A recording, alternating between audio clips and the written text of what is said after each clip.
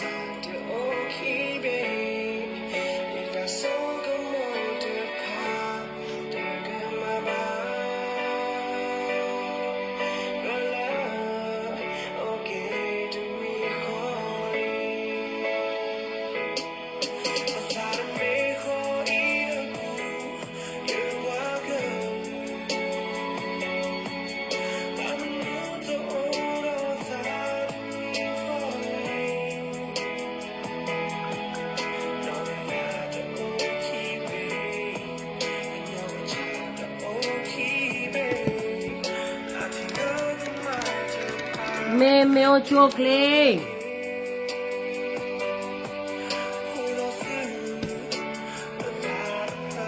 Thank you, thank you.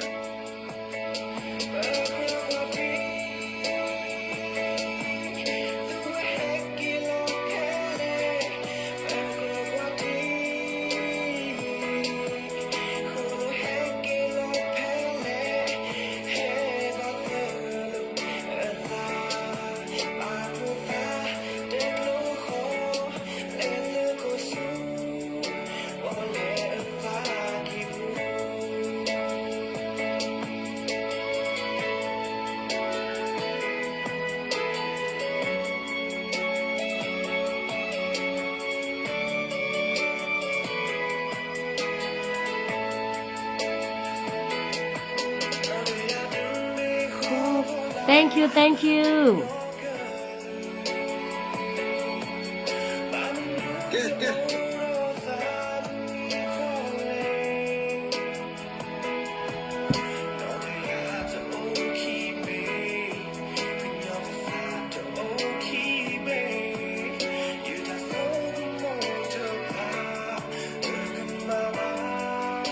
I'm doing okay, thank you.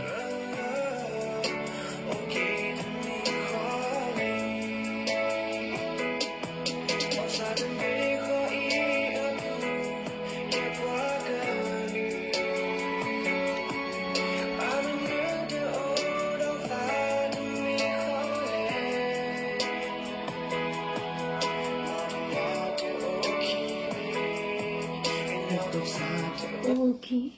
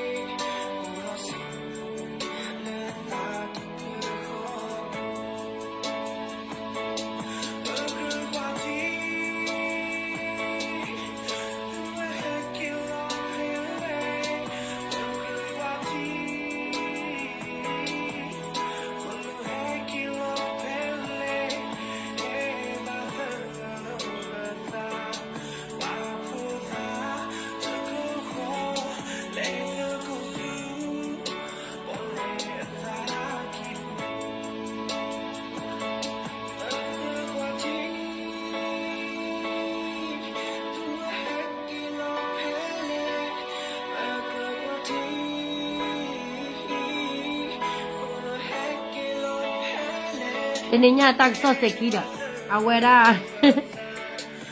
Te fodi awe sitore.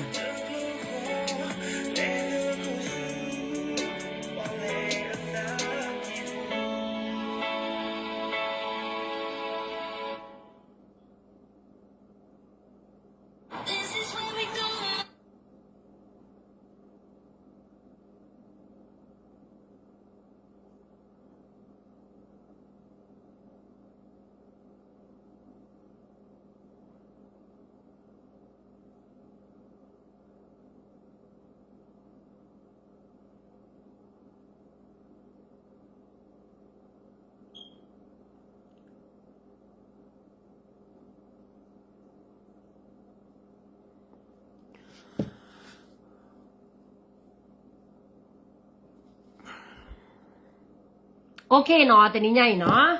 เอาไว้ดาแค่เตวดาตากีตากลูดเซมวยโพดอบักเตสิโกเวดาดอปวาขญอลละบักเตละปิโอกลูดเซโพเนาะบลอดบักเตสิโกปวาขญอลละอะตะสิญาข้อสุเลอမျိုးမစစ်เนาะမျိုးမစစ်တဲ့ကောင်မတွေငါတို့အခုလာပြီးတော့စုံမပေးရမယ်ဘာဖြစ်လို့လဲဆိုတော့သူတို့အမျိုးမစစ်တော့လေသူတို့ရဲ့အမျိုးတွေကသူမတို့မသိတော့ဘူးလေเนาะ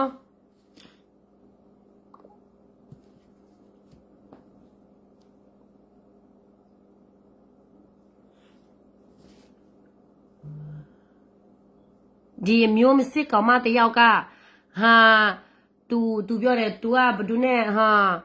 စကဲမူနဲ့သူ့ကိုလာမနာနဲ့တဲ့အေးစကဲမူကတော့အေးဟာနားစရာမလိုပါဘူးဒီကောင်မကလေဘဒုမှနားတဲ့အရာမရှိတော့ဘူးတိလား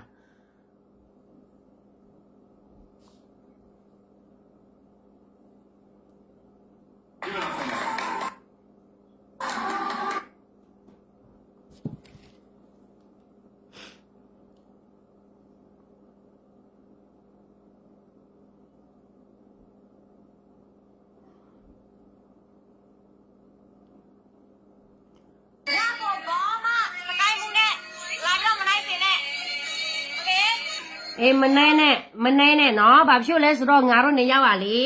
ဗမာကျွန်းတယောက်နဲ့ကရေကျွန်းတယောက်ဆိုတော့မနာနဲ့အဆင့်တားလည်းမတူဘူးနော်ဘာဖြစ်လို့လဲဆိုတော့ကျမပြောချင်တာကလေမမောကဘာမှဘာအရာမှသူ့ကိုတွားနန်းလို့တွားနေလို့မရဘူးဘာဖြစ်လို့လဲဆိုတော့ तू ကဘာမှမတန်ဘူးလေနော်စကဲမှုနဲ့လာမနာနဲ့နော်အဆင့်တားကွာတယ်တိလားအတိအညာလဲကွာတယ်နော်ဒီမှာဒီဖာတယ်မှာသူ့ကိုသူအထေကြီးနေတယ်ဒါပေမဲ့ငါတို့ရဲ့ကရတွေ့ကတော့နေရတော့ကျွန့်မယ်နော်နိုင်ငံသား USA ကကရင်တစ်ဖက်ပိုင်းမှာစကိုင်းမွားတိုင်းပြည်ကဘာမှမလုပ်ပေးသလိုတော်လိုင်းတွေကလည်းဘာမှမလုပ်ပေးဘူးအဲ့ဒီလိုငါတို့ကတော့အတိအညာရှိတယ်နော်ငါတို့ကအတိအညာရှိတယ်အုံနှုတ်ရှိတယ်တခိုးတော်လာကြီးကတော့ဘဒူးမှထောက်ပမှာလည်းမဟုတ်ဘူးဘာဖြစ်လို့လဲဆိုတော့အခုကလေ PDF တော်လာရေးလာနှွေဦးတော်လာရေးအခုချိန်မှာလေ95ရာခိုင်နှုန်းကတခိုးတော်လာရေးဖြစ်နေလို့နော်ကျမပြည်သူပြည်သားကျမလူမျိုးအတွက်ကျမလှုပ်ပေးတာနေ့လိုမျိုးမျက်နှာလဲပြီးတော့လှုပ်ပေးစရာမလိုဘူးနော်ကျမလူမျိုးအတွက်ကျမနေမီအတွက်ကျမလှုပ်ပေးတာကြွားစရာလည်းမလိုဘူးကျမဘာလှုပ်လဲဆိုတော့နေ့ကိုလာတင်ပေးစရာလည်းမလိုဘူးတင်ပြစရာလည်းမလိုဘူးတိလားဖာတယ်မနေ့ရက်စင့်တားလေဘာမှသူများတင်ပြစရာလည်းတင်ပြတော့လဲသူနေနေနားလည်းမဟုတ်ဘူးတိလားငါကိုလာမနှမ်းနဲ့နေကခွေးတော့မှသွားနမ်းလို့မရတဲ့အယုတ်တယုတ်ပဲနော်အမလက်ဆိုင်ရလို့သိနေသားများပေါင်ကြမှာပဲတမန်ညတဲ့တယ်ဟုတ်တယ်ကျမကတော့ပဲစာရလို့ရှိရဲ့နတားမြဖေးလာဘဒူးလာကရင်နေမြင်လာပုတ်ပေးမယ်နေရလဲနေပဲစာရမယ်ဆိုရင်ဦးကျော်သူလီကိုပဲနေသွားဝယ်နေတာ哦နော်တခိုးတော်လာရေးကိုအားပေးနေတဲ့လူတွေလည်းရှိသေးတယ်နော်နေတို့ရတော်လာရေးအစ်စ်မှာတဲ့တော်လာရေးမဟုတ်လို့တခိုးတော်လာရေးဖြစ်သွားတာတိလားအခုကမကြည့်ပြကိစ္စလားဘဒူးကိစ္စလားဗရေချေကိစ္စလားတမြကိစ္စလားနေတို့ NUG နေတို့ NUG တွေကအစိုးရဆိုဒီကိစ္စတွေကမကြည့်ပြကိစ္စကတလအတွင်းမှာဖြစ်ရှင်းပေးမယ်ဆိုမစီပြကိစ္စတခိုးကိစ္စတော့မှနေတို့ဘာမှလုပ်ပေးမနဲ့ဖြစ်ရှင်းမနဲ့ပဲနဲ့ဘယ်လိုမျိုးမြန်မာနိုင်ငံတနိုင်ငံလုံးအေးကြောင်နေတို့လှုပ်ပြမှာလဲတခိုးတော်လာရေးရဲ့နော်တခိုးတော်လာရေးလုံနေတော့ငါတို့မထောက်ပတာတခိုးတော်လာရေးလုံနေတော့ငါတို့ကရင်နယ်မြေငါတို့ကရင်ပြည်နယ်ခွဲထွက်တာနေတို့ကတခိုးတွေတိလားပြည်သူကိုပက်စာလေးစားညာစားပြီးတော့တော်လာရေးဘာပြနေတဲ့လူတွေနော်စကဲမူနဲ့လာမနန်းနဲ့အဆင့်မတူဘူးအတားလည်းမတူဘူးနော်တော်လိုင်းကဘာအစ်မဲ့တိုင်းပြည်အတွက်လူမျိုးအတွက်လုပ်ပေးတဲ့သူကနော်တနိုင်ငံလုံးလူမျိုးပုံပါဝင်ပေးရမယ်စူးစမ်းပေးရမယ်နော်တနိုင်ငံလုံးလုံမြောက်ဖို့တနိုင်ငံလုံးလုံမြောက်ဖို့အတွက်ကလုပ်ပေးရမယ်နေ့ရက်ဆင့်ကပြည်ပြည့်လုပ်ပေးနေတာနော်တော်လာရေးအောင်မြင်ဖို့လုပ်ပေးနေတာမဟုတ်ဘူးဘာဖြစ်လို့လဲဆိုတော့နေတို့တွေကဘယ်အေအာနာရှင်ဖြစ်သွားတယ်တခိုးဖြစ်သွားတယ်နော်မေော်လည်းကိုနေတို့နိုင်မယ်တော့နေတို့ထင်နေတာ哦တခိုးတော်လာရဘယ်လိုအောင်မြင်ပါလဲငါနဲ့တွေးမှာအန်ယူဂျီဘာတိုက်နေလို့လေငါနဲ့တွေးမှာအန်ယူဂျီကထိုင်ပြီးတော့ခိုးနေတာပဲဟုတ်တခိုးတက်ပဲတခိုးဘာလဲဝကြီးကတော့ခိုးတယ်နော်လက်အောက်ကလေးလက်အောက်ကစစ်သားတွေကတော့တမျှတိုက်တယ်ဒါတော့နေဟန်နေငယ်ကောက်ဖို့အတွက်လှုပ်ပေးတဲ့တော်လာရေးတာတခိုးတော်လာရေးอ่ะဒီလိုမျိုးဆိုရင်မြော်လားမစိုးသေးပါဘူးနော် 你妈给你那个你妈那个两好五，然后那个这个是干么子嘛？然后没来 PDF 是嘛？都不让他办五嘞。 ငါတို့ကလေဖေမရဘူးကြွားလည်းမကြွားဘူးငါတို့ကဖေရမယ်ဆိုကိုလူမျိုးနဲ့ပဲကိုဖေရမယ်ဟိုအဖိုးကြီးကိုလိုချင်တယ်ဒီအမဲကိုလိုချင်တာမရှိဘူးနော်ဒါပြီးတော့ PDF ကိုထောက်ပါပို့อ่ะငါအပူမပါတာဒီ PDF တွေကလည်းတခိုးတွေလေတခိုးတော်လာရေးထောက်ပါတဲ့လူကငတောင်းငအားတွေပဲနော်တခိုးတော်လာရေးမလို့တိလားအရေးဆိုရင်ဘာမှမရှိပဲနဲ့မဲဆောက်မှာတက်လာခဲ့တယ်ဘာမှမရှိပဲနဲ့တော်လာရေးထဲမှာဝင်တယ်အခုကဝကြီးရလည်းတစ်ထေးဖြစ်သွားပြီပြီးတော့လည်းအထောက်ဖို့တွေကိုလိုကလည်းကားရှိတယ်ဘာရှိလဲကိုလိုရှိကိုပြီအဲ့ဒီကလေးကတခိုးတော်လာရေးဆိုတာကျမမထောက်ပါတာကျမ regret ဘူးနော်တော့ဒါလည်းမရဘူးနော်နေပြောတာ PDF ထောက်ပါ PDF တခိုးတော်လာရေးလေပြီးပြက်တော်လာရေးနေကိုတွားပြီးတော့ထောက်ပနေတဲ့လူကလေမြန်မာနိုင်ငံမအေးချအောင်တွားပြီးတော့ထောက်ပနေတာနော်အေးချဖို့အတွက်မဟုတ်ဘူးဖာတယ်မရဲ့နော် she doesn't understand English at all even you gonna comment and then she block you because she can't answer you နော်ခွနော်ဖာတယ်မဒီမှာဖာတယ်မတခိုးတော်လာရေးဆိုတာတွားပြီးတော့ထောက်ပတဲ့လူကလေကျွံ့မဲ့ဗမာကျွံ့မဲ့နော်နေ့အလောက်နေ့အဆင့်လောက်ကတော့လေအန်ယူဂျီဝကြီးခွေးတကောင်မှတန်ဖိုးမရှိဘူးဟေ့အန်ယူဂျီဝကြီးတယောက်ကခွေးတကောင်ကိုသူတို့ဘယ်လောက်ထိဘယ်လိုမျိုးတာဝန်ယူထားလဲဆိုတာနေသိလားခွေးတကောင်သူတို့မွေးတာတလားကိုငွေစင်နှစ်သားသုံးသားလေးသားကောင်းနဲ့နော်နေရလေအန်ယူဂျီဝကြီးတယောက်ရဲ့ခွေးတကောင်မှတန်ဖိုးမထားတာဘောမရှိဘူးနော်အန်ယူဂျီဝကြီးခြာရှင်းမှာပဲနေအောင်ပေးရမယ်နော်ခြာထဲမှာတော့မှခွေမပေးဘူးဟေ့ဒါတော့နေရဆင့်ကြုံမရဲ့ကိုအထင်မကြီးနဲ့ PDF ကိုထောက်ပရအောင်ကျမဗမာကြုံမဟုတ်ဘူးဗမာမြန်မာနိုင်ငံပြည့်အောင်ငါမလုပ်ဘူးနော်ငါကရေလူမျိုးပဲငါလုပ်ပေးမယ်ငါပက်ဆံပဲရဘာလူငွေပဲရနဒါမြောက်ထောက်ပမလားကတော့ကရေနဲ့မြင်မှာပဲထောက်ပမလားနဲ့အပူမပါဘူးဟေ့နော်အင်္ဂလိပ်နဲ့ဖင်ခါပြီးတော့ငါအင်္ဂလိပ်နဲ့ရတာကိုရွအဲ့ဒီအဖိုးကြီးလိုမျိုးကဒီအမေရိကအများကြီးပဲငါတော့လိုးချင်တယ်ဆိုရင်လိုးလို့ရတယ်ဖေရချင်တယ်ဆိုရင်ရလို့ရတယ်မျိုးမစစ်မရဲ့နော်ကိုယ့်ရဲ့လူမျိုးကိုယ့်ရဲ့နိုင်ငံကိုချစ်တယ်ဆိုရင်လေတခြားလူမျိုးကိုမယူဘူးခလေးမမွေးဘူးဟေ့မျိုးမစစ်မရဲ့နော်နင့်ကိုဘာမှနေရလေဘဒူးမနင့်ကိုတွန်းနန်းလို့အစင်လည်းမရှိဘူးနော်ခွေးတော်မှတွန်းနေမိမယ်ဆိုရင်ဒီခွေးတော်မှနင့်ထက်ပိုပြီးတန်ဖို့ရှိတယ်နေတိလားကောင်မရဲ့မြန်မာနိုင်ငံတော့မှာစစ်တပ်တဲ့ပြည်ရဲတွေအဲ့ဒီစကန်ကဘယ်အဖွဲ့အစည်းဘယ်နေရာကိုပို့ပေးလဲဘယ်နေရာမရဘူးဟုတ်တယ် PDF ကိုငါထောက်ပစရာမလို့လားတခိုးတော်လာရေးဟာနော်နေရ PDF တော့နေထောက်ပါတယ်ငါနဲ့တွေးမှနေထောက်ပနေတယ်နေမြင်နေစပတ်လောက်တော့မှပိုင်တဲ့စဟနေမြင်ရှိလားမရှိဘူးလေငါထောက်ပလဲ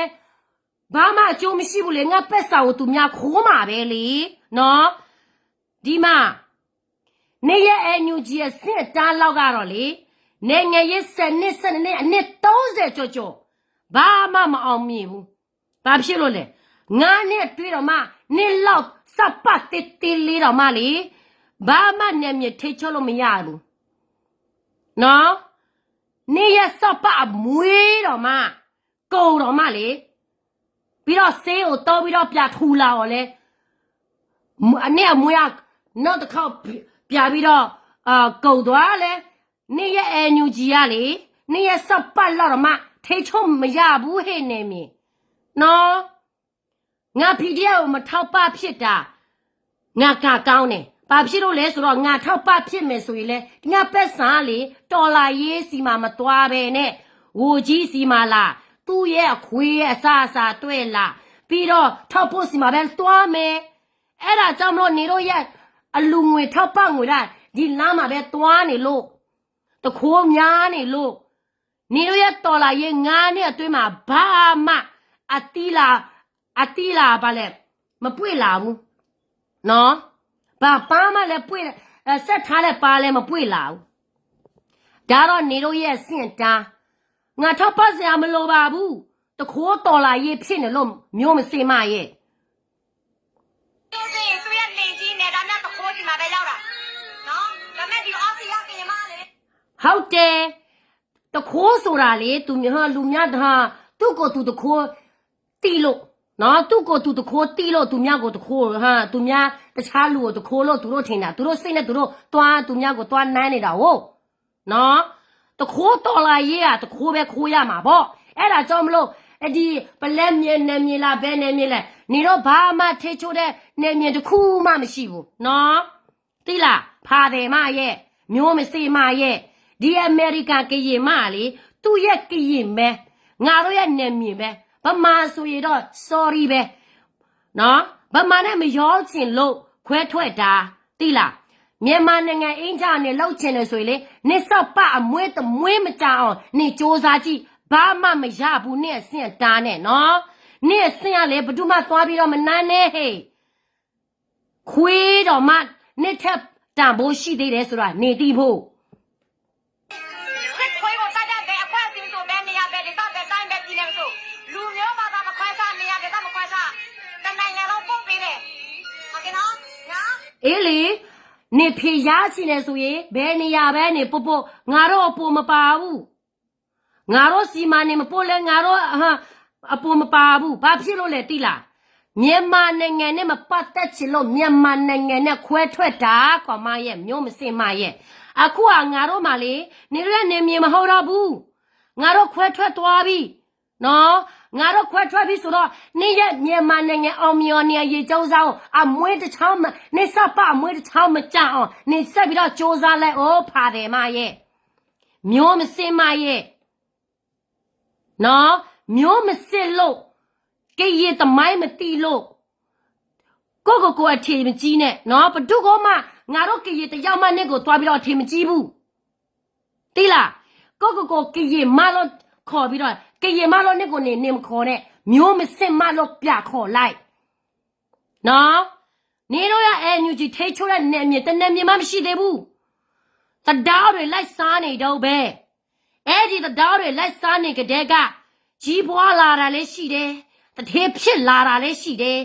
ပြီးတော့လေခိုးတာများသွားတော့လေအချင်းချင်းပြတိုက်ကြတာလည်းရှိသေးတယ်ဒါမင်းအောင်လေကြဆုံးမှလာနေတော့ရဲ့တဒေါစားတော်လာရေးတခိုးတော်လာရေးတွေကဟမ်နေတို့တွေကလေငါပြောရမယ် PDF ကလေးတွေငါတို့တိုက်ရတာကိုနေတို့ချစ်တယ်ဆိုရင်နေတို့ဗမာချင်းချင်းတိုက်အောင်စီလုံးအောင်နေတော့ပြပြီးတော့ဆွေးနွေးလိုက်အောင်ဟဲ့နော်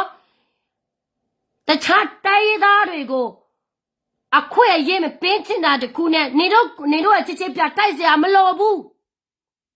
တိလားအမရကယ်ဆိုရင်ငါတို့ကရင်နယ်မြေမှာ PDF တရမှမရှိစေချင်ဘူးနားလေလားဟမ်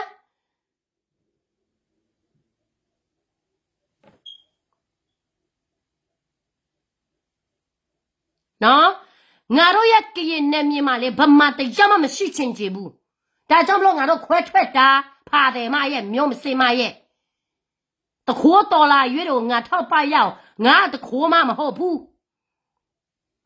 တခိုးအချစ်ချင်းပဲပြပြီးတော့ထောက်ပအချစ်ချင်းပဲပြထောက်ပမှာပေါ့ထောက်ခံမှာပေါ့ငါတို့ကတခိုးကိုမထောက်ခံဘူးဟေးနော်ပြည်ပြဲမနိုင်ငံပြဲမကျဲမ နေ့ဆင်းရလေငါကိုလာနန်းရအောင်ဟေးပြောလိုက်အောင်မဲ့ကောင်မရဲ့နေ့မှလေငါလိုရည်ချင်းမျိုးတခုမှမရှိဘူးနော်အင်္ဂလိပ်နဲ့ရတော့လေပက်ဆန်တကြားတပြားလိုချင်တာတော့မှလက်ဖြတ်တောင်းရတဲ့အဆင့်ပဲနေရှိသေးတယ်ဟဲ့နော်ဒါတော့အဆင့်မြင့်တဲ့ကောင်မမဟုတ်ဘူးအဆင့်မြင့်တဲ့မင်းမလည်းမဟုတ်ဘူးအထေလည်းမကြည့်ဘူးယောက်ျားဘလောက်ပက်စာရှိဘာမှမသိလိုရာတကြဟောလိုရာတထောင်ငါရဆိုရင်လက်ဖြတ်တောင်းမှရတဲ့အဆင့်တန်းနေ့ဆရာတော့ငါလိုရည်ချင်းလာမနန်းနဲ့ဟဲ့ငါလေဗမာထေကြီးရောငါမလုပ်တတ်ဘူးရခိုင်ဟာအထေကြီးရောငါမလုပ်တတ်ဘူးငါကရလူမျိုးအတွက်ငါနဲ့မြေအတွက်ပဲငါလုပ်တတ်တယ်နော်မြေဗမာလူမျိုးကျမကိုမုန်းပါလားမုန်းလိုက်စမ်းပါငါကရောစောက်ကျူမဆိုင်ဘူးကချင်လူမျိုးလားချင်းလူမျိုးလားငါကျမဒီလူမျိုးစကားပြောလို့လူမျိုးဆွဲတယ်လို့ထင်လိုက်လာမောင်ကြီးလာစော်ကစောက်တော့မျိုးဆိုင်ဘူးကျမစောက်ကျူစတာကျမရဲ့ကရလူမျိုးပဲဟဲ့နားလေလားအဲ့ဒီတော့ငါတို့ရဲ့ကရလူမျိုးကိုကြည့်မရတဲ့လူကိုငါတို့ရဲ့ကရအကြောင်းတွေမပြောနဲ့သိလားမျိုးမစင်မရဲ့မျိုးမစစ်လို့ဒီလိုစကားမျိုးပြောထွက်တယ်မကြွားနဲ့ငါတို့ကဘာသာမရွေးဘူးလူမျိုးပြောနေမရွေးဘူးဆိုရင်တော့နေ့ရက်ပိုင်းငါတို့အပိုင်းမဟုတ်ဘူးနော်ဟမ်ဘဒူကနေကိုသွားပြီးတော့ထေကြီးနေလို့လည်းဖားတယ်မတနိုင်ငံလုံးပို့ပေးတယ်တနိုင်ငံလုံးလုံးမြောက်ဖို့အတွက်လူမျိုးအားလုံးလုံးမြောက်ဖို့အတွက်ဟုတ်တယ်ဒီလိုလူမျိုးအားလုံးလုံးမြောက်ဖို့အတွက်တနိုင်ငံလုံးလုံးမြောက်ဖို့အတွက်လောက်ပေးနေတယ်အဲ့ဒါဆိုရင်ဘယ်မှာလဲနေတို့တက်တဲ့နေမြင့်တမြင့်ငါ့ကိုပြပါအောင်တခေါ်အုပ်စုတွေရဲ့ဟာနေတို့တက်တဲ့နေမြင့်အုပ်ချွဲနဲ့ငါနဲ့တွေးမှာဘယ်နေမြင့်ကနေနေတို့အုပ်ချုပ်ထားလဲဟမ်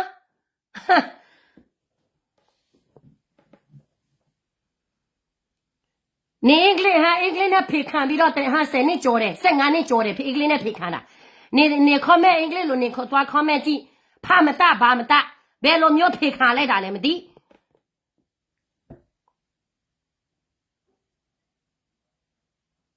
ဟုတ်တယ်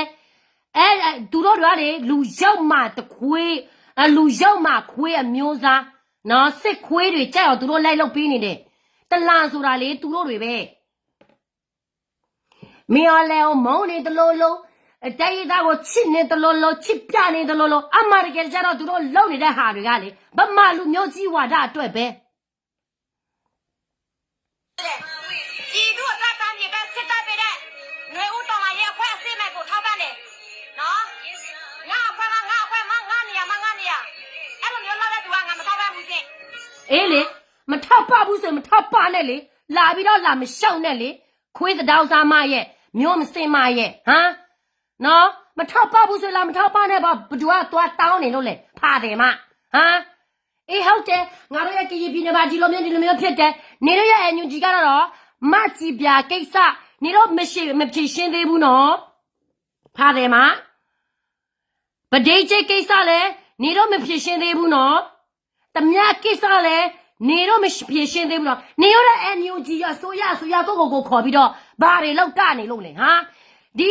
တေးလေးဖွဲ့ကိုဖွဲ့စီကအချင်းချင်းဖြစ်တဲ့ကိစ္စတော့မှနေတော့ဖြေရှင်းမရတဲ့အဆင့်ဘယ်လိုနိုင်ငံဟာမြန်မာနိုင်ငံတနိုင်ငံလို့အေးကြောင်းနေလို့လောက်ပြမှာလေဟာနေရအဆင့်ရလေ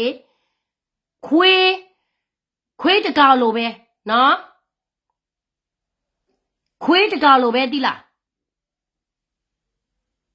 ခွေးတော်မှနှစ်ထက်အဆင့်မြင့်သေးတယ်ဆိုတာနေသိဖို့နော်ငါတို့ထောက်ပါခွေးဘာလဲတခိုးတော်လာရငါတို့ထောက်ပါစရာမလိုဘူးတိလား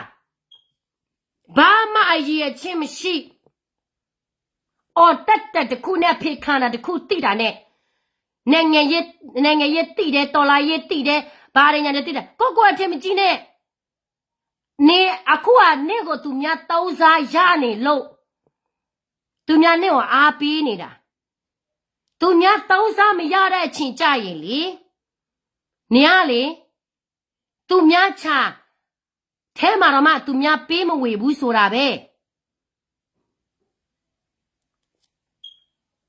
တီလာကောင်မခွေးတောက်စား Donald Trump ငါနေရအဲ့လိုမျိုးလောက်တဲ့သူကငါမထောက်ပံ့ဘူးရှင်နော်ဘာလူမျိုးကပြင်ငါလူမျိုးလားငါရဲ့ပြည်တယ်လားနော်ပြည်သူ့အတွက်ကစဉ်းစားပေးဘူးတန်းပြည်တော့မလောက်ပေးဘူးရှင်လောကအချိန်မကောက်ဘူး ဟုတ်တယ်ဒါဆိုရင်ဘာဖြစ်လို့ NUG ကိုနေတွားပြီးတော့ထောက်ခံရလဲဟောမှာ NUG ပလဲမြို့နယ်မှာဖြစ်ဟာမှာလဲအပြည်သူတွေကိုဗလိကျိတ်တယ်ပြီးတော့တမတက်တယ်ဘိုးနဂါးကိုပြပြီးတော့တမတိုက်သေးတယ်ပြီးတော့မဟာ NUG ရဲ့ချင်းချင်းဖြစ်တဲ့ကိစ္စ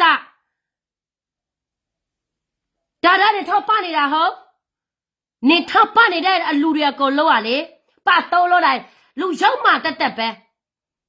စက္ကစမင်းအွန်လိုင်းနေတော့ပြောတော့မင်းအွန်လိုင်းကဒီလိုမျိုးတွေကချမ်းဖက်ဆိုအာနာရှိဆိုနေတော့လည်းတန်တူပဲအတူပဲဟဲ့အဲ့ဒါကြောင့်မလို့ငါတို့ကရေလူမျိုးတွေကအတည့်ညာဝင်နေပြီကိုယ်နေမြေကိုခွဲထွက်နေပြီနေပါပြလို့တလောက်ထိစိတ်ပြီးတော့ဒုက္ခရောက်အောင်လုပ်နေတာလေဟာမြန်မာနိုင်ငံအကြောင်းလုပ်မယ်ဆိုရင်မြန်မာနိုင်ငံကိစ္စပဲနေစင်းစားငါတို့ကရေပြည်နယ်ငါတို့ကရေနိုင်ငံကိစ္စလာပြီးတော့လာဆုတ်ဖြတ်မယ်နဲ့ငါတို့ပဲဝေဖမယ်ငါတို့ကောင်းစော်တွေနင်ကလေငါတို့ကရေစီရဲထဲမှာနင့်နာမယ်မပါတော့ဘူးမရှိဘူးမျိုးမစင်မရဲ့ဖတယ်မနော်ဘာမှအလောက်ထဲမှာလည်းအတွေ့အကြုံမရှိပြီးတော့ဘာမှမသိနာမလဲပညာမတတ်ပေမတတ်သူများပြောသလိုကိုပြောရတဲ့လက်ပြောပြီးတော့ကိုလူမျိုးကိုမှကိုပြစော်ကိုပြစော်ကားတဲ့အပြင်တော့မှအမြဲမှကြိုဖြစ်ခြင်းနဲ့ဗမာကြိုမှဖြစ်အောင်နေကိုနေပဲထိုးထဲတာတိလားဖာတယ်မရဲ့စကဲမူလာမနန်းနဲ့ဘာဖြစ်လို့ဆိုစကဲမူရနေထဲစင်မြင့်တယ်အဆင့်တန်းရှိတယ်ကိုလူမျိုးအတွက်ဆိုဘာမဆိုလို့ရဲတယ်နာမည်ရတာတခုနဲ့မျက်နှာလက်ပြတာတခုနဲ့နော်လက်လို့ပေးနေတာမဟုတ်ဘူးမင်းအောင်လည်းကိုမကြိုက်ဘူးဆိုတာမဟုတ်ဘူးငါတို့ကမြန်မာနိုင်ငံဗမာလူမျိုးတွေကိုလောကငါတို့ဘာအမေရိကန်ဆိုရောပြီးတော့မနေချင်ဘူးရှင်းတယ်နော်ဘာမှပြည်တော်တယ်မစုဘူးနော်ကြိုက်မရဲ့ဒီမှာဖာတယ်မငါမျက်နှာကိုသိချာကြည့်စားနေကငါထက်ပိုစင်မြင့်တယ်ဆိုရင်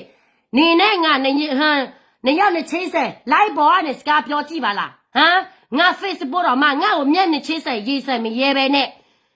ကိုအစင်မြင့်တယ်လိုက်ပေါ်မယ်အော်စရာမလိုဘူးငါလေလူတယောက်ကိုကျမရှေခေါ်စီခေါ်မယ်ဆိုရင်နော်ဒီကောင်မငါထက်မတော်ဘူးဆိုရင်ငါစီခေါ်ရဲရတယ်နေကဘာဖြစ်လို့ငါ့ကိုစီခေါ်မရဲရတာလဲနေအားနဲ့ချက်နေတိနေတာဟောဖာတယ်မရဲ့နော်နေအားနဲ့ချက်နေတိနေတယ်ငါကိုလိုက်ပေါ်နဲ့တယောက်နှစ်ယောက်မျက်နှာချင်းဆက်စကားပြောပြီဆိုနေငါကိုပြောမနိုင်ဘူးဆိုတာနေကိုနေတိလို့တိလားဖာတယ်မဒီမြန်မာနိုင်ငံမှာပြည်တော်စုချင်နေဆိုရင်လေစုနေတာကြားပြီဟိုအစားခေကလေးကသူ့သမီးခေကလေးကလည်းဒီလိုပဲငါနဲ့တွေးမှာ NLD အစိုးရဖြစ်ခဲ့တာဘာဖြစ်လို့မစုရတာလဲအဲ့ဒီအချိန်မှာမစုကြီးကအစိုးရဆိုဘာဖြစ်လို့စစ်တပ်ပြောတဲ့စကား तू မလို့စံနေရတာလဲနေပြောတော့မစုကြီးကပြတ်သားတဲ့ကောင်းဆောင်အရေးချင်းရှိတဲ့ကောင်းဆောင်ဆိုငါနဲ့တွေး तू NUG तू က NLD အကောင်းဆောင်ဖြစ်တယ်ဘာဖြစ်လို့တိုင်းရတာအတွက် तू ဘာမှမလုပ်ပေးနေရတာလဲ तू ကမပြတ်သားလို့ပေါ့စစ်တပ်ပြောတဲ့စကားကို तू မလုံဆန်တာလို့ပေါ့ तू ကစက်တော့မကြလို့ပေါ့ဟဲ့စက်တော့ကြမယ်ဆိုရင်လေနော်စက်တော့ကြမယ်ဆိုရင်ဒီပြည်တော်တွေကစုနေတာကြာပြီသိလားတိုင်းရတာတွေကပြည်ပြက်ဟာတိုင်းရတာတွေကလေနိုင်ငံမြန်မာပြက်အောင်သူတို့မလုပ်ဘူးဗမာချင်းဖြစ်တဲ့ကိစ္စသိလားနေကိုလိုက်ပြီးတော့ထောက်ခံနေတဲ့တချို့ကကြီးလက်သုံးချောတွေကလေမျိုးမစစ်တဲ့လူတွေပဲ သူတို့ရဲ့နောက်ကျောင်းမှာနေသွားကြည့်မျိုးမစစ်တဲ့လူတက်တက်ပဲသိလားပြီးတော့လဲကြုံဖြစ်တဲ့စိတ်တွေရှိလို့ပဲငါတို့ကကြုံမဖြစ်ချင်တော့ဘူးနော်ဖာတယ်မဘာမှစင်တာမရှိဘာစင်မလဲကိုမရှိပဲနဲ့နော်သူများနဲ့တွားပြီးတော့နားဒီမှာနားငါဟိုဒီကရေ USA ကရေမနဲ့တွားမနားနဲ့ तू ကဘာမှမလုပ်ပါနေကတော်လာရေးထောက်ပနေတာငါတို့အကျိုးငါတို့ဘာမှအကျိုးငါတို့အတွက်ဘာမှအကျိုးမရှိဘူးတိလားငါတို့ဘာမှအကျိုးမရှိတဲ့အတွက်နေ့ကိုတွားပြီးတော့ထိတ်ကြီးစရာလည်းမလိုဘူးနေ့ကိုနေထိတ်ကြီးနေ့ကိုနေအထင်မကြီးနဲ့ဖာတယ်မရဲ့နော်ခွေးတောက်စား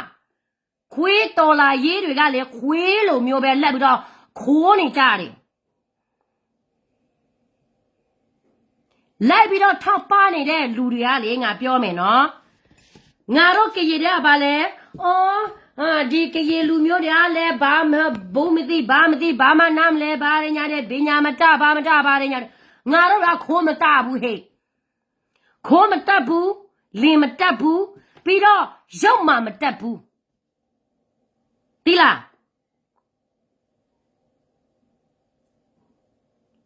ငါတို့နေမြေငါတို့ဘာပဲလို့နေတော့လည်းမဆိုင်ဘူးဘာဖြစ်လို့လဲဆိုတော့နေထောက်ပနေတဲ့ NUG ကလေငါပြောရမယ်နေစောက်ပတ်လောက်မှဘယ်နဲ့မြေမထိတ်ထုတ်လို့မရတဲ့အဆင့်အတန်းတခိုးကိစ္စတော့မှမရှင်းပေးနေတဲ့အစိုးရ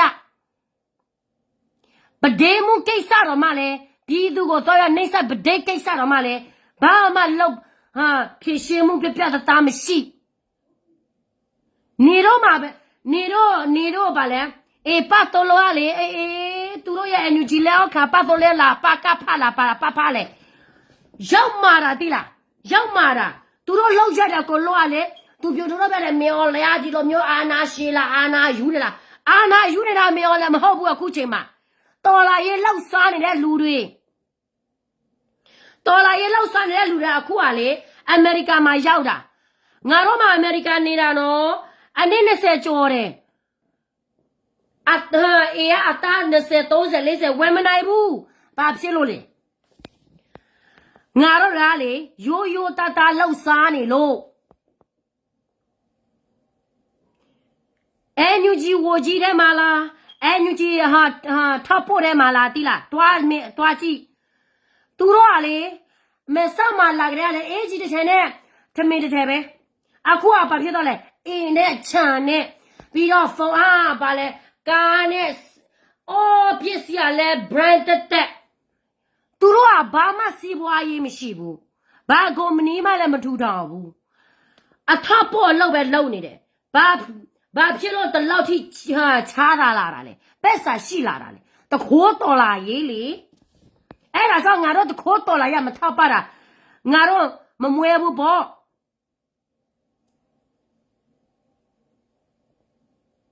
တိလားနော်ဒီမှာဖာတယ်မမျိုးမစင်မ You don't have to compare yourself to me, okay? ငါချင်းတော့မှနေလဲမမီဘူးတိလားနေဘာမှစစ်မရှိဘူး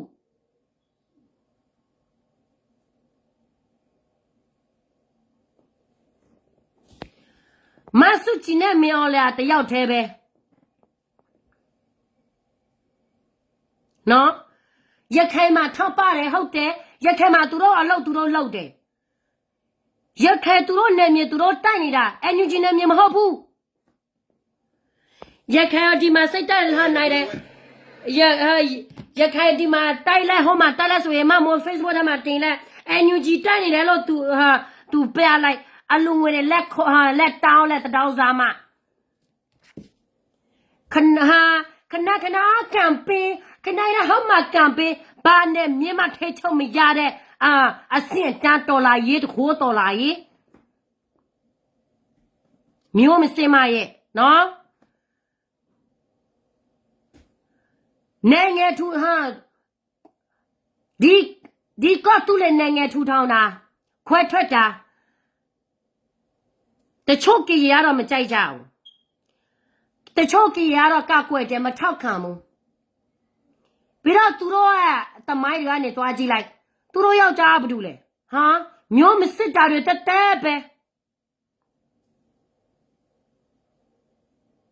သူတို့စားရဖို့အတွက်ကသူတို့လူမျိုးတွေကိုသုံးချပြီးတော့သူတို့လက်ပြီးတော့ငါတို့ကတူးလေတွေလားငါတို့တွေကဟိုမြန်မာနိုင်ငံတွေ့တွေလားဘာတွေတွေ့တယ်မသိဘူးအမေရိကသူတို့ကိုကျိုးအတွက်ပဲသူတို့လုပ်နေတာနော်တခိုးတော်လာရေးရဲ့တခိုးတော်လာရေးကိုငါမထောက်ပံ့မိတာငါကိုယူတယ်ငါလည်းဟိုဂျေစုတင်နေသီးလား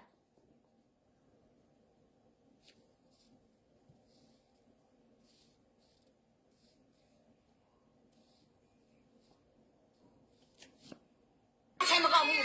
โอเคနော်ပြီးလို့ချင်းချက်ချီလက်ကန်တာမထောက်ပါဘူးနော်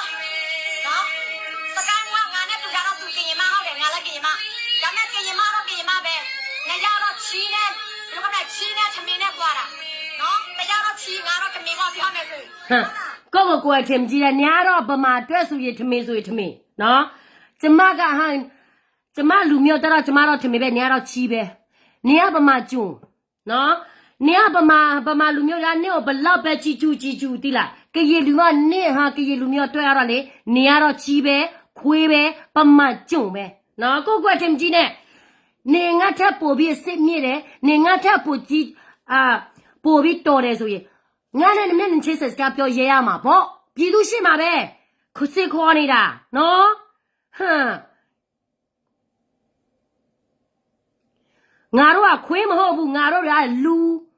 လူမလို့ကိုလူမျိုးကိုတိတာဟုတ်တယ်သူတို့ကတခိုးတော်လာရေးမလို့တလောက်ထိကနေတာငါနဲ့အတွင်းမှာဘာမှဖြစ်မလာဘူးဘာမှလည်းအောင်မြင်မှုမရှိဘူးပျော့ကွဲမှုပဲရှိသေးတယ်ပျော့ကွဲနေတာတက်ပဲသူတို့အဖွဲ့အစည်းတွေကအခုကသူတို့အဖွဲ့အစည်းကဗမာတော်လာရေးပဲနော်မျောလည်းမပါဘူးမျောလည်းကိုပြတိုက်နေတဲ့ဗမာတွေ PDF တွေဘယ်ဖွဲ့ရှိနေလဲ10ဖွဲ့စီ12ဖွဲ့စီတာမယ်သူတို့ချစ်တော့မှမစီးလို့ဘူးတိလားအဲ့ဒါကြောင့်လို့ဒီနေ့ညတိုင်းတလောက်ကတော့မှဘာနဲ့မြေမနဲ့ထိချုံမရပဲနဲ့ဘယ်တော့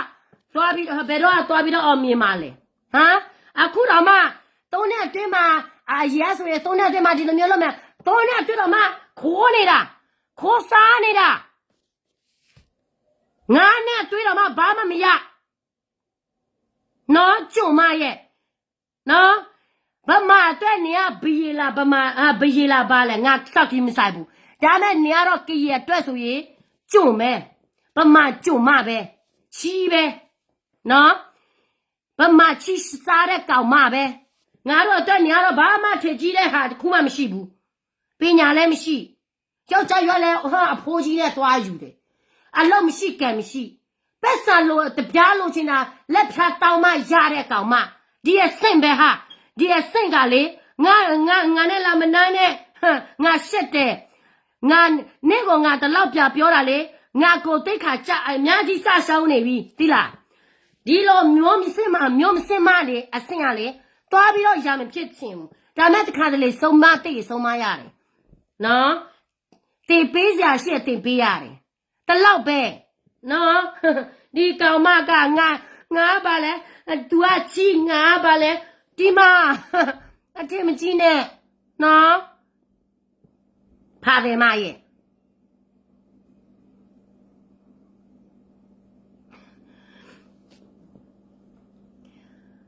ငါတို့တွေကလေ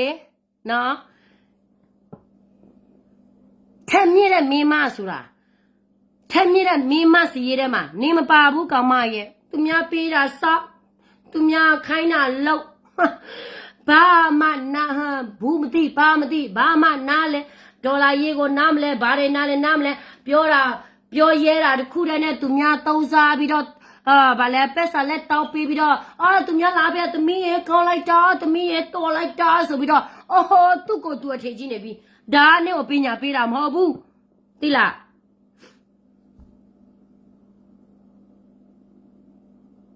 ဟုတ်တယ်လေဒါတော့ရောဗမာချစ်ချေရဖြစ်မယ်ဆိုရင်ဒီစကားကယုံနေ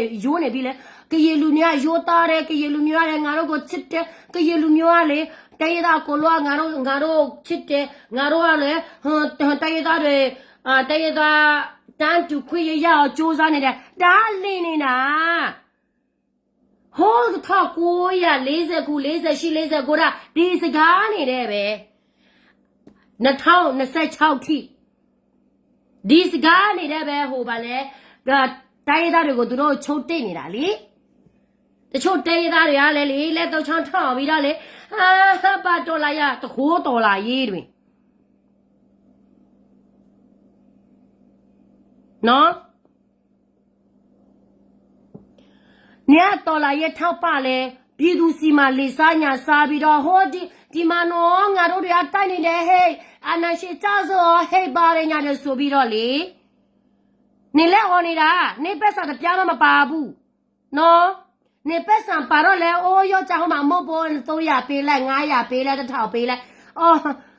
အဆင်မရှိတယ်မိမကိုယောက်ျားပါရှိလဲမကိုမတိသူများပေးတာကိုပဲထိုင်ပြီးတော့စားနေတဲ့အဆင့်အလောက်အကင်မရှိသူ့နာမည်နဲ့ဘာမှမရှိစကမ်မနဲ့လာမနန်းနဲ့နော်နေ့ကငါပြောရတာလေငါတော်တော်လေးသိခါကြနေပြီမသိလားအားလုံးလူလက်ပေါ်ကငါစင်သားတယ်တနငယ်လုံးလူလက်ပေါ်ကငါလောက်ပေးတယ်โอเคနော်ကိုကကတော့မဟုတ်ဘူးမေလို့နေတာများတောင်းစားဖို့အတွက်မေလို့နေတာများသူမိသားစုပေးဖို့အတွက်ဒွာမလောက်ပေးတာဘာမှမလုပ်ပေးဘူးတနေ့အရာတွေကဟုတ်တယ်ငါတော့ငါလူမျိုးတဲ့ငါနွားဖြစ်မယ်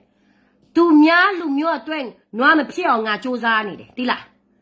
ငါသူများထဲမညက်ပြီးတော့သူများခိုင်းလို့ငါမလောက်မိအောင်ငါစူးစမ်းနေတယ်နော်နေ့လို့နွားမျိုးမဟုတ်ဘူးနေ့လို့နွားမျိုးကလေမြန်မာပြည်တစ်ခုလို့အေးကြလှုပ်ချင်တာလို့ဘာနေတယ်လို့နေ့ရက်ဆင့်လောက်ကတော့လေခွေးတော့မှသွားပြီးတော့အုပ်ချုပ်မရဘူးလူကတော့သွားပြီပေါ့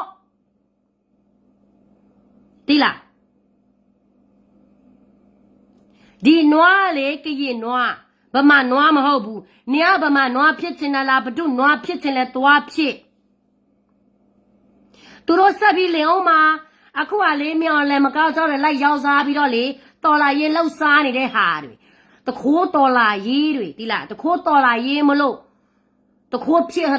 တခိုးတော်လာရေးမလို့ဘာမှအောင်မြင်မှုတိုးတက်မှုမရှိဘူးလေ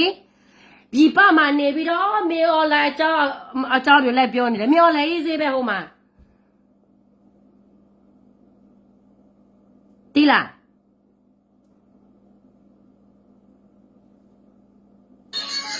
ငါတို့ဆိုရင်တော်လာရေးနိုင်ဖို့အတွက်မြန်မာပြည်ကြီးလူမျိုးဖို့အတွက်အာဏာရှင်တွေတက်ဆောင်ဖို့အတွက်လုပ်ပေးတာလေအရင်ဒီမှာဘယ်နှပွားစီလဲဘယ်နှသားမအားစီလဲအကောင်လုံးပို့ပေးတာတော့ထောက်ပေးတယ်စောက်တော့မသားတဲ့ချိန်မှာပြည်သူအတွက်တန်နေတဲ့လူမျိုးတက်တကယ်မလုပ်တဲ့ချိန်မှာသိတော့တဲ့နောက်ကမှရဒါဆိုရင်နေတလောက်ထိထောက်ပပေးတယ်ဆိုတော့မြန်မာနေကြီးမြန်မာမြေကြီးဘလောက်အကြမ်းမှလဲပြောစမ်းတိုးနေ့အတွင်းမှာဆိုအခုက9နှစ်ကျော်နေပြီကျမတည်းကြီးရတာလေအညူကြီးကဘာလုပ်လဲတိလားဘုန်းကားကိုသွားခိုးလက်ဘုန်းကားကိုဘာလဲတိုက်လိုက်ဘုန်းကားကိုတမြသွားတိုက်ပြီးတော့ဘုန်းကားမကောက်ကြောက်တယ်လက်ပြောပြီးတော့ဘုန်းဘာလဲပြည်သူကိုတုတ်ချပြီးတော့ဘုန်းကားကိုစတာပြခိုင်းအဲ့ဒီအညူကြီးရဲ့စင့်တားကမြန်မာပြည်ကြီးအေးကြအောင်လုပ်မယ်ပြီးတော့နေ့ရက်ဆရာပြကြည့်လိုက်ဩမျိုးမစင်မရဲ့မြန်မာပြည်ကြီးပြက်စီော်နေတော့စူးစမ်းနေတာတိုင်းရသားတွေမအေးကြအောင်နေတော့စူးစမ်းနေတာတိုင်းရသားတွေပျောက်ဆုံးအောင်နေတော့စူးစမ်းနေတာမြန်မာပြည်ကြီးအေးကြအောင်နေတော့စူးစမ်းနေတာမဟုတ်ဘူးခွေးတောင်စားမရဲ့နော်ဒီမှာမမုံနှစ်ထက်နှစ်လို့ကြည်မမျိုးကလေငါတို့ကရေစရေးထဲမှာမရှိသလိုငါလိုနွားကရေမကလေကရေနွားပဲဖြစ်မယ်ဗမာနွားပဲတော့မှဖြစ်လာမှာမဟုတ်ဘူးဒါတော့သင်ကျင်တယ်နော်ဒါတော့ချင်းသေးတယ်တိလားမျိုးမစင်မရဲ့ဘာစစ်တားမှမရှိနော်ငါကငါထပ်ပို့တော်တယ်ဆိုရင်ငါ့ကိုစေခေါ်လိုက်စားလိုက်ပေါ်ကနေဘဒူကတော့ဘဒူကညက်လဲဆိုတာဒါမှပြည်သူတိမှာကိုထင်မကြည့်နဲ့နော်နွားဗ ဗမာနွားဗမာကြိုဗမာချီစားနေတဲ့ကောင်မဘာမှမသိနားမလဲဘာအဆင့်တားမှမရှိဖေခံမစားရတဲ့ကောင်မနော်ငါ့ကိုလာပြီးတော့ compare မလုပ်နဲ့နော်ဒီအမေရိကန်လေဒီကကြီးမအမေရိကကိုလူမျိုးအတွက်ဆိုရင်ဘာမဆိုရေးစရဲတယ်ဘာမဆိုပေးဆက်ရဲတယ်ဗမာပြည်ကြီးတစ်ခုလို့ဖြစ်เสียမလို့ဘူးဒီဗမာပြည်ကြီးတစ်ခုလုံးကအေးချမ်းနေတယ်ဆိုရင်ဘဒုလက်ထမ်းနဲ့ဘာ who is taking the responsibility ဗမာပြည်ကြီးအေးချဖို့အတွက်ဘာအရေးကြီးဆုံးလူတွေကဘာလို့လဲဗမာလူမျိုးပဲဗမာလူမျိုးတွေကငါတို့တိုင်းရခွေရေးပေးချင်တယ်ဆိုသူတို့ပေးမှာပေးတာကြာပြီတလောက်ထိတော်လာရေးကြာလာမှာလဲမဟုတ်ဘူးသိလားဒါတော့ငါတို့ကရေလုံးကိုလို့သိတယ်ဗမာကျွန်းနင့်လိုကောင်မမျိုးပဲမသိတာနားလေလားနော်သိလား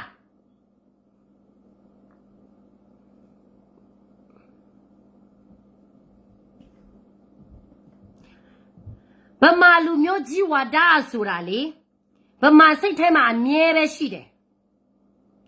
တိုင်းသားတွေကိုတန်းတူခွင့်ရမပေးချင်လို့သူတို့တလောက်ထိတော်လာရဲ့ကြောင်လောက်ပြီးတော့တိုင်းသားတွေကိုမောင်းထုတ်ချင်တယ်ပြည့်အကုန်လုံးရှင်းချင်တယ်ဒါတော့ဗမာစစ်တပ်ရဲ့စိတ်ဓာတ်ပဲတိလားဒီပြည်တော်စုနေတော့လက်အော်နေတဲ့ပြည်တော်စုကမစုကြည်ဘာဖြစ်လို့မပေးခဲ့တာလဲငါနဲ့အသွေးမှာ तू ကဆိုရဖြစ်ခဲ့တယ်ဆိုဘာဖြစ်လို့ तू မပေးခဲ့တာလဲဘာဖြစ်လို့အခုမှလက်ပြီးတော့အော်ပြီးတော့ပြည်တော်စုဘာစုချင်သေးတာလဲနေတော့ရတဲ့လီးပဲစောက်ပပဲစုမှာနော်ဘာမှအေးကြမှာမဟုတ်ဘူး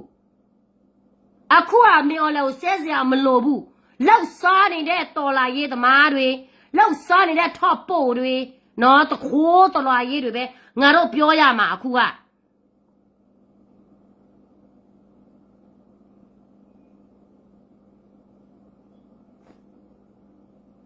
ငါတို့ကရေလူမျိုးကဒီလိုပဲလားတဲ့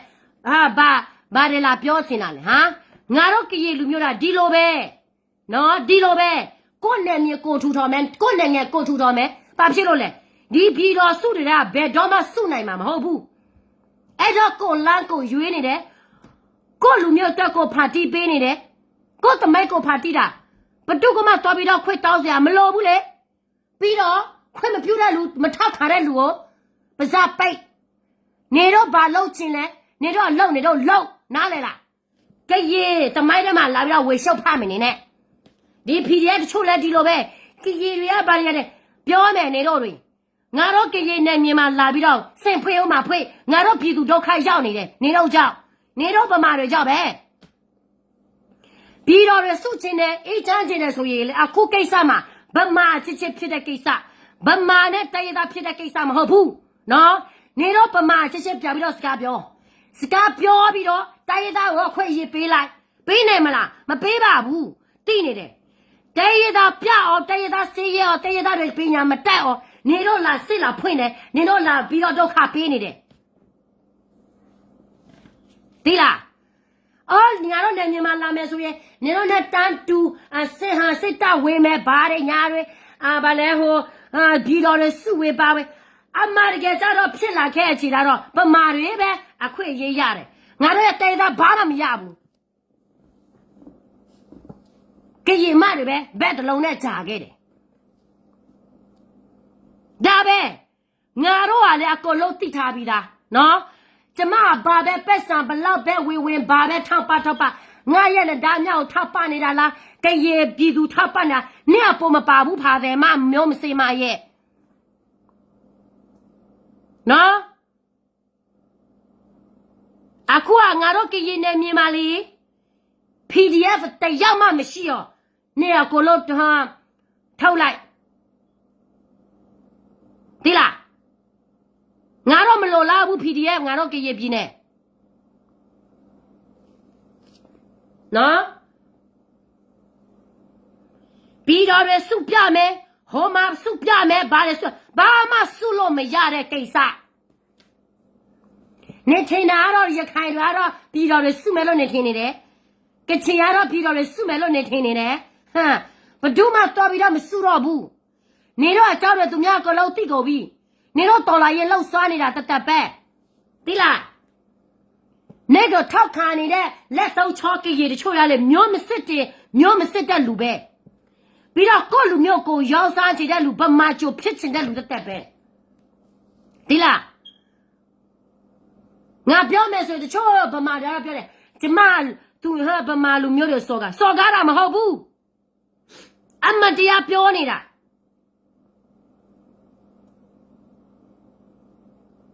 အခုအမေအွန်လိုင်းနေတော့ကိုဖိတ်ခေါ်ထားတယ်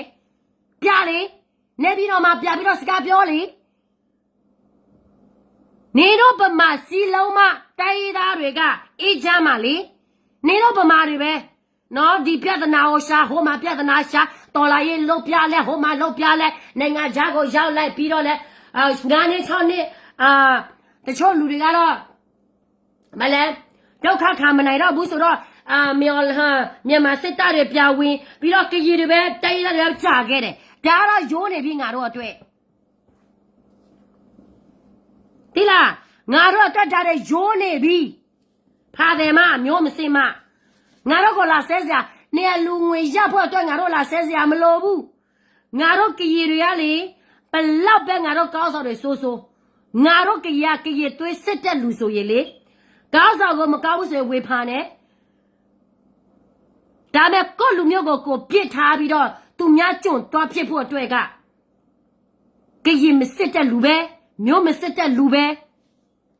ရှင်းတယ်နော်ဖာတယ်မငါကလာမနားနဲ့နေနဲ့အဆင့်တမ်းမတူဘူး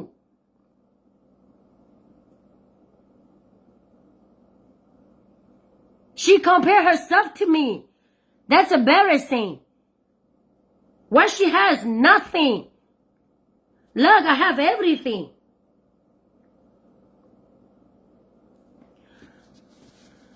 Now, နေမှာမရှိတဲ့ဟာငါမှာအကုန်လုံးရှိတယ်ငါမှာလှုပ်ရှိတယ်ကောင်းတဲ့လှုပ်နော်ငါမှာယောက်ျားမအိုဘူးငါယောက်ျားချိုးတယ်နေထက်ငါပညာတက်တယ်နေထက်ငါစင်မြင့်တယ်ငါကိုလာပြီးတော့လာမနာနဲ့ comparison လာမလုံးနဲ့တိလားဖာတယ်မ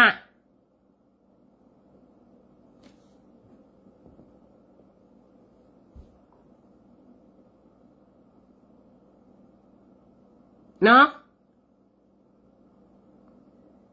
တခြားလူငါ့ကိုလာ compare လုပ်မယ်ဆိုရင်ငါတမျိုးပြောမယ်နေကြတော့လေငါရက်ရှက်တယ်နင့်ကိုနေငါနဲ့လာပြီးတော့ compare လုပ်ပြီးတော့ကိုယ့်ဆင်းမြင့်တယ်လို့ကိုယ်ထေကြီးပြီးတော့လေ so embarrassing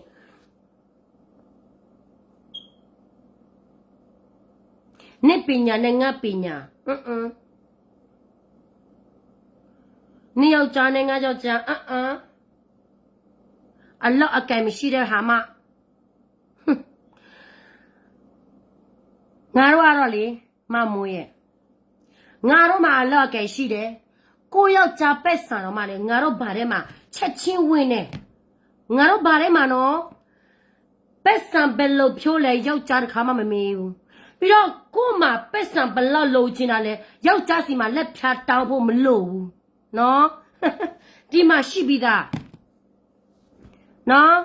ဒီကရင်မနဲ့ဒီ USA ကရင်မနဲ့ Aussie ကရင်မကွာတယ်အရေးချင်းကလို့ကွာတယ်ဗမာကျုံမဟုတ်တဲ့ဒီကရင်မလေတံပိုးနှစ်ထပ်ပို့ကြီးတယ်နော်ဒီကရင်မလေကရင်လူမျိုးထဲမှာခြံထဲမှာဟော်လို့ရတယ်နေရလေ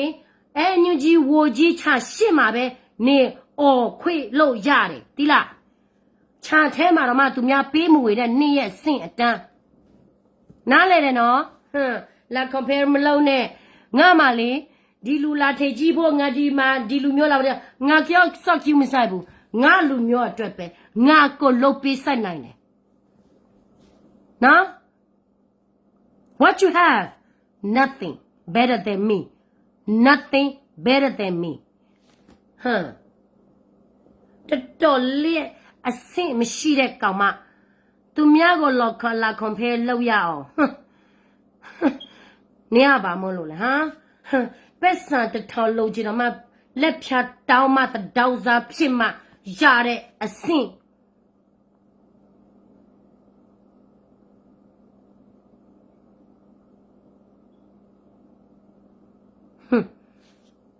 တိလားဒါပဲနော်မမိုးလာကွန်ဖဲမလုံးနဲ့ငါပက်ဆန်နဲ့ဒါညောင်ပေးတာလားနစ်ဖေတွေပေါက်ထဲမှာငါသွားထိုက်တာမဟုတ်ဘူးငါကရေလူမျိုးငါထောက်ပနေတာလားနေနဲ့မဆိုင်ဘူးနေစောက်ပေါက်ထဲမှာလည်းငါသွားမထဲ့ဘူးအဲ့တော့နေတလောက်ထိဖေရစရာမလိုဘူးဖေရတယ်ဆိုရင်ဥကြော်သူကိုလိုခိုင်းလိုက်နော်လိုခိုင်းလိုက်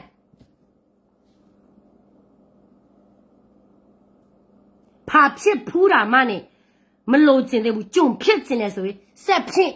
နိတ်ကန်နဲ့နေမဲငါနဲ့လာမနန်းနဲ့အဆင့်တမ်းမတူဘူးဒီလားကြုံမရဲ့နော် this message just directly to her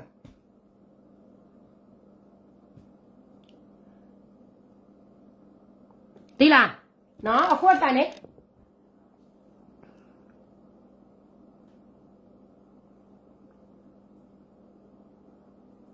မဝေးဘူး